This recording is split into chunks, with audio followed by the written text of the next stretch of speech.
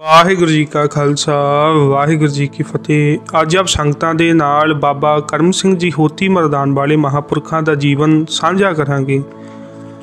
ਬਾਬਾ ਕਰਮ ਸਿੰਘ ਜੀ ਦਾ ਪਿੰਡ ਕਾਦੀਆਂ ਜੋ ਤਹਿਸੀਲ ਗੁਜਰ ਖਾਨ ਤੋਂ 6 ਮੀਲ ਪੂਰਬ ਵੱਲ ਨੂੰ ਅਤੇ ਜ਼ਿਲ੍ਹਾ ਰਾਵਲਪਿੰਡੀ ਤੋਂ 30 ਮੀਲ ਪਹਾੜ ਵੱਲ ਨੂੰ ਹੈ।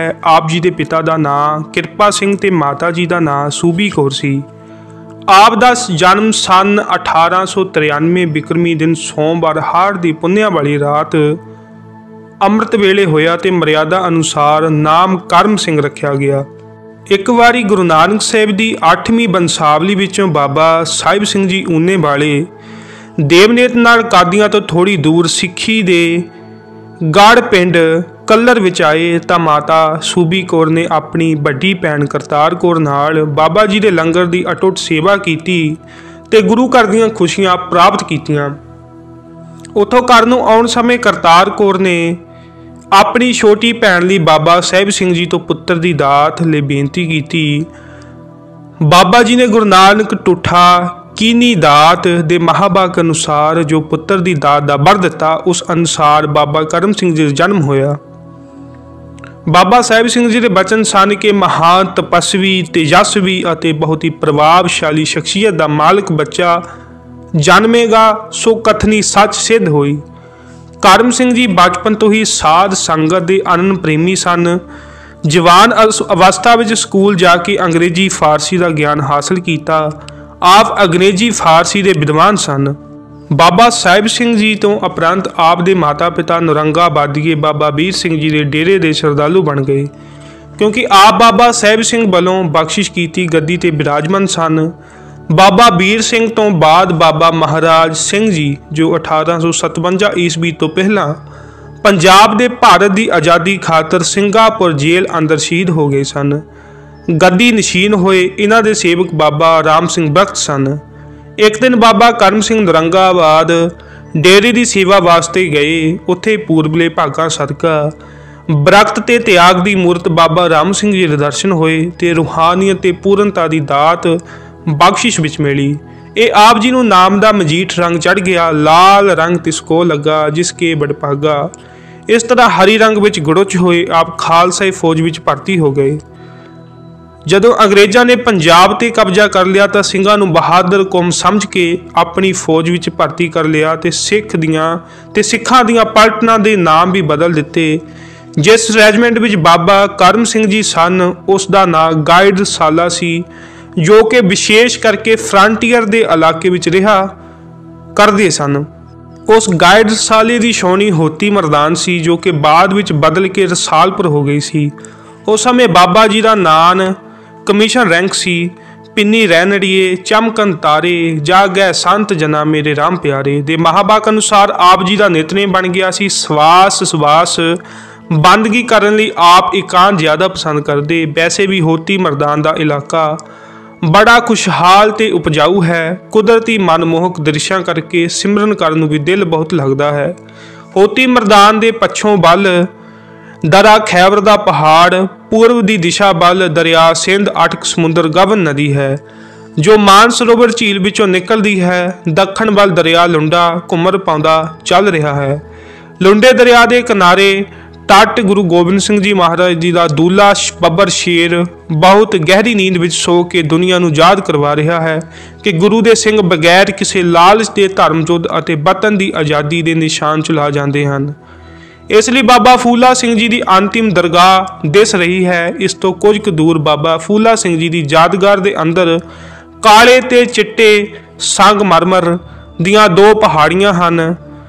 ਦਰਿਆ ਲੁੰਡਾ ਅਖੀਰ ਸਿੰਧ ਗਾਵਨੀ ਨਦੀ ਅਟਕ ਵਿੱਚ ਲੀਨ ਹੋ ਜਾਂਦਾ ਹੈ। ਇਸ ਦਾ ਦ੍ਰਿਸ਼ ਦੇਖਣ ਯੋਗ ਹੈ। ਇਹ ਧਰਤੀ ਦੁਆਬੇ ਸੀਰੋਵਾਲ ਨਾਲੋਂ ਵੀ ਜ਼ਿਆਦਾ ਉਪਜਾਊ ਹੈ, ਪਰ ਅੱਜ ਪਾਕਿਸਤਾਨ ਦੇ ਵਿੱਚ ਹੈ। ਹੋਤੀ ਮਰਦਾਨ ਦੀ ਇਸ ਸਵਰਗ ਵਰਗੀ ਧਰਤੀ ਵਿੱਚ ਕਾਲ ਪਾਣੀ ਨਦੀ ਦੇ ਕਿਨਾਰੇ ਬੈਠ ਕੇ ਅਕਾਲ ਪੁਰਖ ਦਾ ਚਿੰਤਨ ਸ਼੍ਰੀ ਪੂਜਿਆ ਬਾਬਾ ਜੀ ਕਰਦੇ ਸਨ। ਦਵੰਦ ਰੂਪ ਸੰਸਾਰ ਵਿੱਚ ਹਮੇਸ਼ਾ 2 ਧਿਰਾਂ ਦੀ ਟੱਕਰ ਰਹਿੰਦੀ ਹੈ, ਸੱਚ ਝੂਠ, ਗੁਰਮੁਖ ਮਨਮੁਖ, ਨਿੰਦਕ ਸਲਾਹੀ ਆਦਿ ਵਿੱਚ। ਜਿਸ ਤਰ੍ਹਾਂ ਗੁਲਾਬ ਨਾਲ ਕੰਡੇ ਬਾਬਨ ਚੰਦਨ ਨਾਲ ਸਭ, ਇਸੇ ਤਰ੍ਹਾਂ ਬਾਬਾ ਕਰਮ ਸਿੰਘ ਜੀ ਨਾਲ ਜੂਨੀਅਰ ਹੌਲਦਾਰ ਕਾਫੀ ਈਰਖਾ ਕਰਦੇ ਸੀ। ਉਸ ਦੇ ਮਨ ਦੀ ਇੱਛਾ ਸੀ ਕਿ ਬਾਬਾ ਜੀ ਤੇ ਕੋਈ ਦੋਸ਼ ਲਾ ਕੇ ਆਪ ਜੇਸੀ ਬਣ ਜਾਵੇ, ਜਿਸ ਕਰਕੇ ਉਹ ਮੌਕੇ ਦੀ ਤਾੜ ਵਿੱਚ ਰਹਿੰਦਾ, ਕਿਉਂਕਿ ਬਾਬਾ ਜੀ ਹਰ ਰੋਜ਼ ਹੀ ਆਪਣੇ ਨਿਤਾ ਪ੍ਰਤੀ ਵਜੋਂ ਨਦੀ ਦੇ ਰਮਣੀਕ ਵਾਤਾਵਰਨ ਵਿੱਚ ਪਰਮਾਤਮਾ ਦੇ ਸਿਮਰਨ ਵਿੱਚ ਜੁੜਦੇ ਸਨ। ਇਸ ਲਈ ਇੱਕ ਦਿਨ ਜਦੋਂ ਬਾਬਾ ਜੀ ਕੁਆਟਰ ਗਾਰਡ ਦੀ ਡਿਊਟੀ ਸੀ ਤਾਂ ਉਸ ਨਿੰਦਕ ਹੌਲਦਾਰ ਨੂੰ ਚੁਗਲੀ ਕਰਨ ਦਾ ਮੌਕਾ ਮਿਲ ਗਿਆ। ਉਸਨੇ ਡੇ ਆਫੀਸਰ ਕੋਲ ਚੁਗਲੀ ਕੀਤੀ ਕਿ ਹੌਲਦਾਰ ਕਰਮ ਸਿੰਘ ਆਪਣੀ ਡਿਊਟੀ ਤੇ ਹਾਜ਼ਰ ਨਹੀਂ ਰਹਿੰਦੇ, ਇਸ ਲਈ ਇਨਕੁਆਇਰੀ ਕੀਤੀ ਜਾਵੇ। ਬਾਬਾ ਜੀ ਜੂਨੀਅਰ ਨਾਇਕ ਮਿਸ਼ਨ ਨਾਇਕ ਨੂੰ ਗਾਰਡ ਸੰਭਾਲ ਕੇ ਆਪ ਨਦੀ ਤੇ ਸਿਮਰਨ ਲਈ ਚਲੇ ਗਏ। ਉਸ ਨਿੰਦਕ ਨੇ ਮੌਕਾ ਤਾੜ ਕੇ ਅਫਸਰ ਨੂੰ ਸੂਚਿਤ ਕਰ ਦਿੱਤਾ ਕਿ ਇਸ ਸਮੇਂ ਹੌਲਦਾਰ ਕਰਮ ਸਿੰਘ ਡਿਊਟੀ ਤੇ ਹਾਜ਼ਰ ਨਹੀਂ ਹੈ। ਅਫਸਰ ਉਸੇ ਵੇਲੇ ਗਾਰਡ ਚੈੱਕ ਕਰਨ ਲਈ ਪਹੁੰਚ ਗਿਆ। ਇੱਧਰ ਬਾਬਾ ਜੀ ਦੀ ਸੁਰਤ ਇੰਨੀ ਲਿਵਲੀਨ ਹੋਈ ਕਿ ਉਹ ਧਿਆਤਾ ਤੋਂ ਧੇਤਾ ਰੂਪ ਹੋ ਚੁੱਕੇ ਸਨ। ਜਿਸ ਤਰ੍ਹਾਂ ਕਾਬਲ ਵਿੱਚ ਭਾਈ ਗੋਂਦੇ ਨੇ 7ਵੇਂ ਪਾਤਸ਼ਾਹ ਜੀ ਨੂੰ ਪ੍ਰੇਮ ਪੂਰਵਕ ਚਰਨ ਫੜ ਕੇ ਕੀਰਤਪੁਰ ਸਾਹਿਬ ਵਿੱਚ ਅਡੋਲ ਬਿਠਾਈ ਰੱਖਿਆ ਸੀ, ਭਗਤ ਸੈਣ ਨਾਈ ਦੀ ਥਾਂ ਰਾਜੇ ਦੀ ਸੇਵਾ ਲਈ ਭਗਵਾਨ ਆਪ ਹਾਜ਼ਰ ਹੋਏ ਅਤੇ ਕਬੀਰ ਜੀ ਦੀ ਜਗ੍ਹਾ ਆ ਕੇ ਬ੍ਰਹਮ ਭੋਜ ਕੀਤਾ। ਕਬੀਰ ਜੀ ਦਾ ਕਥਨ ਹੈ, ਕਬੀਰ ਨਾ ਹਮ ਕੀਆ ਨਾ ਕਰੇਂਗੇ, ਨਾ ਕਰ ਸਕੈ ਸਰੀਰ, ਕਿਆ ਜਾਨੋ ਕਿਛ ਹਰ ਕੀਆ, ਭਇਓ ਕਬੀਰ ਕਬੀਰ। ਇਸ ਤਰ੍ਹਾਂ ਆਪ ਪਰਮੇਸ਼ਰ ਗੁਰੂ ਗੋਬਿੰਦ ਸਿੰਘ ਜੀ ਬਾਬਰ ਦੀ ਹੌਲਦਾਰੀ ਬਿੱਲੇ ਲਾ ਕੇ ਗਾਰਡ ਵਿੱਚ ਸ਼ਾਮਲ ਹੋ ਗਏ। ਉਧਰ ਜਦ ਡੇ ਆਫੀਸਰ ਗਾਰਡਾਂ ਚੈੱਕ ਕਰਦਾ ਕੁਆਟਰ ਗਾਰਡ ਸਾਹਮਣੇ ਆਇਆ ਤਾਂ ਗਾਰਡ ਦੇ ਸੰਤਰੀ ਨੇ ਫੌਜੀ ਬੋਲੀ ਵਿੱਚ ਆਖਿਆ, ਹੈਲਡਾਰ। ਦੁਆਰਾ ਕਿਹਾ, ਹੈਲਟ ਹੂ ਕਮਸ ਦੇਅਰ, ਭਾਵ ਕੌਣ ਆ ਰਿਹਾ ਹੈ। ਅਫਸਰ ਨੇ ਕਿਹਾ, ਆਈ ਐਮ ਡੇ ਆਫੀਸਰ। ਤਾਂ ਸੰਤਰੀ ਨੇ ਉੱਤਰ ਸੁਣ ਕੇ ਕਿਹਾ, ਗਾਰਦ ਫੈਲੀਮ। ਤਾਂ ਪ੍ਰਮਾਤਮਾ ਨੇ ਆਪਣੇ ਸੇਵਕੀ ਆਪੇ ਰਾਖੇ, ਆਪੇ ਨਾਮ ਜਪਾਵੇ ਦੇ ਮਹਾਵਾਕ ਅਨੁਸਾਰ ਆਪ ਬਾਬਾ ਜੀ ਦਾ ਰੂਪ ਧਾਰ ਕੇ ਗਾਰਦ ਨੂੰ ਫਾਲਿਨ ਕੀਤਾ ਅਤੇ ਅਫਸਰ ਨੂੰ ਗਾਰਦ ਸਲਾਮੀ ਦਿੱਤੀ। ਅਫਸਰ ਨੇ ਸਾਰੀ ਗਾਰਡ ਤੇ ਸਾਰਾ ਸਮਾਨ ਚੈੱਕ ਕੀਤਾ। ਜੋ ਕੁਆਟਰ ਗਾਰਡ ਦੀ ਉਰਦੀ ਗਾਰਡ ਵਾਸਤੇ ਜੋ ਹੁਕਮ ਹਨ ਉਹਨਾਂ ਨੂੰ ਉਰਦੀ ਕਹਿੰਦੇ ਹਨ ਹੁੰਦੀ ਹੈ। ਉਹ ਹੌਲਦਾਰ ਤੋਂ ਸਾਰੀ ਪੁੱਛ ਕੀਤੀ। ਆਪ ਹਜੂਰ ਨੇ ਠੀਕ ਤਰੀਕੇ ਨਾਲ ਉੱਤਰ ਦਿੱਤੇ। ਫਿਰ ਕੁਆਟਰ ਗਾਰਡ ਦੀ ਕਿਤਾਬ ਤੇ ਅਫਸਰ ਨੇ ਦਸਖਤ ਕੀਤੇ। ਅਫਸਰ ਖੁਸ਼ ਹੋ ਕੇ ਚਲਾ ਗਿਆ ਤਾਂ ਪ੍ਰਭੂ ਰੂਪ ਹੌਲਦਾਰ ਵੀ ਅੰਤਰ ਧਿਆਨ ਹੋ ਗਏ। ਆਪਣੇ ਨਿਯਮ ਅਨੁਸਾਰ ਜਦੋਂ ਬਾਬਾ ਜੀ ਸਮਾਧੀ ਤੋਂ ਉਥਾਨ ਹੋਏ ਤਾਂ ਆਪਣੀ ਗਾਰਡ ਵਿੱਚ ਆਉਣ ਤੇ ਸਾਰੀ ਵਾਰਦਾਤ ਦਾ ਪਤਾ ਲੱਗਾ। ਬਾਬਾ ਜੀ ਪ੍ਰਭੂ ਵੱਲੋਂ ਹੋਈ ਇਸ ਅਨੂਠੀ ਬਖਸ਼ਿਸ਼ ਤੋਂ ਗਦ-ਗਦ ਹੋ ਉਠੇ, ਪਰ ਮਨ ਵਿੱਚ ਇੱਕ ਵਿਚਾਰ ਪੈਦਾ ਹੋਇਆ ਕਿ ਗਾਰਡ ਤੋਂ ਫਾਰਗ ਹੋ ਕੇ ਬਾਵਰਦੀ ਦਫ਼ਤਰ ਜਾ ਕੇ ਨਾਮ ਕਟਵਾਉਣ ਦੀ ਅਰਜ਼ੀ ਪੇਸ਼ ਕਰ ਦਿੱਤੀ, ਜੋ ਆਲੇ ਦੀ ਕਰਨਲ ਨੇ ਨਾਮ ਮਨਜ਼ੂਰ ਕਰ ਦਿੱਤੀ ਤੇ ਕਿਹਾ, ਉਹ ਗੋਡ हौलदार आपको जेसी बनाया जाएगा, आप उदास क्यों हो। अफसर ने सोचा सी कि करम सिंह चुगलखोर की चुगली तो उपराम हैं। अफसर ने उस समय चुगलखोर नूं बुला के उसकी काफ़ी झाड़ चम की, पर बाबा जी ने कहा कि साहिब इसने सच्ची चुगली की है, मैं ठीक गार्ड विच हाजिर नहीं सा। फिर अफसर ने कहा, हौलदार तुम झूठ क्यों बोलता है, आप बताओ कि गार्ड विच आप दी जगह कौन सी। साहिब मैनू पता है जो पाना बरत गया है, इसलिए मैं तुहाडी नौकरी नहीं करांगा। जिस परमात्मा ने मेरी जगह ड्यूटी दी है, मैं जिंदगी लई उसका गुलाम हो गया हाँ, इसलिए मैं हुण आप जी तो रुखसत चाहुंदा हाँ। उन्हां वल्लों बथेरा कहण ते भी बाबा जी ने इनकार कर दिता। शायद वो नहीं जानते सन कि बाबा जी के सीने विच डूंघे घाव लग चुके हैं।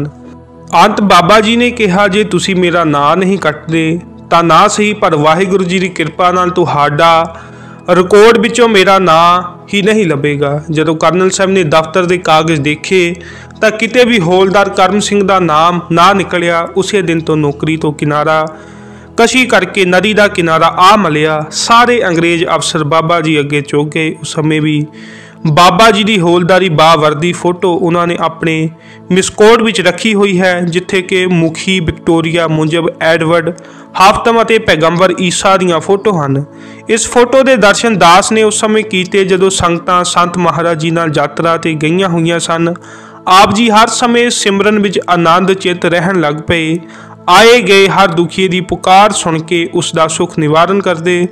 कोहड़ी अदरंगी सैकड़े मरीज राजी किए। आप जी ने खूनखार राक्ष विरती वाले पठाणा नूं भी वो सुनेहा दिता कि वह खुदा दे प्यार वाले बन गए। जिस तरह चंदन की संगत नाल सारी वनस्पति चंदन हो जाती है, इस तरह बाबा करम सिंह जी की संगत नाल जिहड़ियां रूहां सਦੀवी आनंद दा रस मानन लग पईयां ते काया कल्प हो गई। उन्हां विचों बाबा आया सिंह जी, बाबा राम सिंह जी, बाबा माजा सिंह जी, बाबा साहिब सिंह जी, बाबा अतर सिंह जी हरेरू साहिब वाले, बाबा बसावा सिंह जी, बाबा नरैण सिंह जी ते पंडित प्रेम सिंह जी ते पंडित मूल राज जी दोनों गंगा बरख्त कुटिया वाले, बाबा रिखी जी, बाबा नगीना जी, पंडित तारा सिंह जी, बाबा नत्था सिंह जी पिंड बुताड़ा अमृतसर, बाबा कक्कू जी शिवे नगर तो सहजधारी, बाबा अमर सिंह जी रंगी राम इलाका गढ़दी वाला आदि अनेक होर गुरमुख हन जिन्हां दीयां शख्सियतां महान सन। अंत बाबा करम सिंह जी संमत 1958 बिक्रमी मुताबक 1902 ईस्वी नूं संगतां नूं बाबा आया सिंह जी दे लड़ ला के गुरपरी सुधार गए सन। सो इतनियां बेनतियां प्रवान जी। वाहिगुरू जी का खालसा, वाहिगुरू जी की फतेह।